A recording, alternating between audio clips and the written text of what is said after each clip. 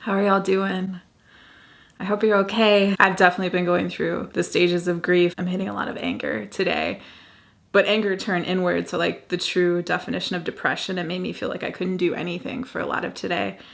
But I thought I'd try to do this. So here I am. I wanted to share something I'm finding hopeful. Now that we've lived with the reality for a few days, I'm starting to get some more insights, and I feel like I'm understanding some things in the astrology that I didn't understand before.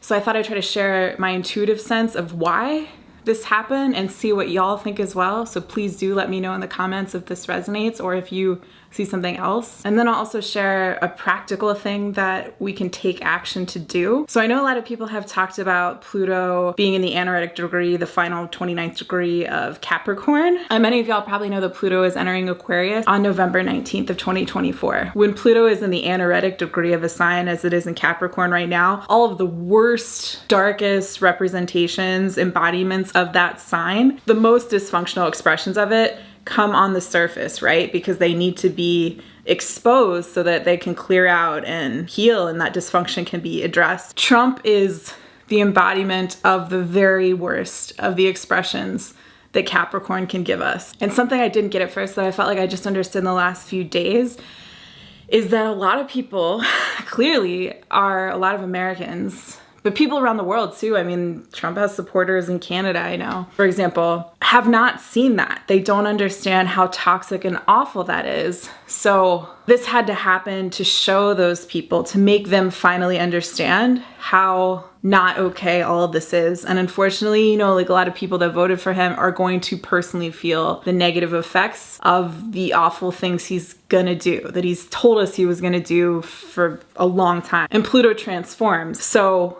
another piece of this that I didn't understand before the last couple of days is that what I think is going to happen is that when Pluto enters Aquarius on November 19th, Aquarius is a lot about community, right? Like Capricorn is top-down, hierarchical energies. So we're seeing the dysfunction of capitalism show itself too. And capitalism is actually going through its Pluto return just like the United States has been. If we're using like Adam Smith's publication of The Wealth of Nations as the date to mark like the birth of capitalism, because he published that in 1776. So as Pluto goes into Aquarius, which is about community and collaboration and is not top-down, what I think that's going to do is Pluto is going to transform the energies in community, in the American community, that were so dysfunctional that they led to bringing someone like Trump back into power. And I haven't seen that take from anybody else, but I think like that resonates, that feels right. But the other two pieces that I found encouraging when I reflected on them and like looked into the astrology a little bit more so is that when Neptune enters Aries in March and Saturn enters Aries again in May of next year, what I see happening is that Neptune and Saturn are going to wind up kind of like working together to bring the healthy balance of masculine and feminine energies at an individual level that we haven't had in millennia, I think like since the fall of Atlantis. And I made another video on this channel about what I remembered from being there at the fall of Atlantis. If you want to check that out, I have a feeling a lot of us that are incarnated now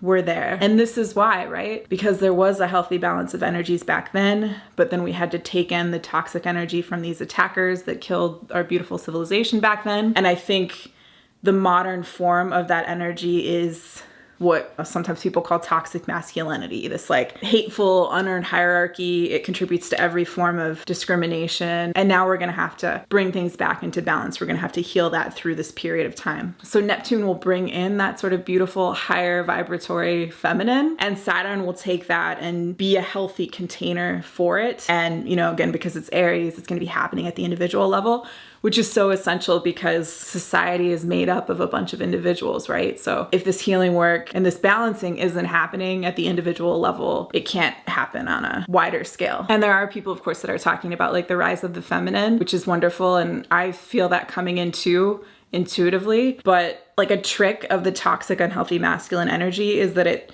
it's like it makes people think that that means that the feminine is then going to be in power, but that isn't what this is meant to be. It feels like it's no longer going to be oppressed so that things can come back into harmony and the unhealthy masculine energies are going to heal themselves as well. On a practical level then, what I think this means is we need to start seeking out those organizations and projects that are working to balance healthy masculine and feminine energies. And There must be other ones out there. I hope that there are, but seeds is the only one that I know of. So you can help someone in need through seeds at the link in the description to be a part of something that is trying to energetically align with where it looks like things are going. And in a practical sense, the way that works is that it's decentralized. So that's in line with like the Aquarius energies that we're moving into. And Aquarius is also about tech and humanitarian efforts, and seeds is about helping people in need. But seeds also allows people to build wealth because they helped others. So that's transcending the old top-down extractive zero-sum system that we're coming out of, so that the giving people are the ones who can build wealth. And then, you know, like if it's the generous people who are the ones who are building wealth because they're giving, then we're not going to end up with like the Elon Musk or whatever of the world who are making it an actively worse place. We need a system that actually rewards the people that are doing good. So yeah, again, please share in the comments like what you're picking up on and what you're seeing in the astrology as you're moving through this and trying to make sense of it. And consider making a gift at the link in the description to help someone in need through seeds. And I'll catch you next time, okay? Thank you. Bye.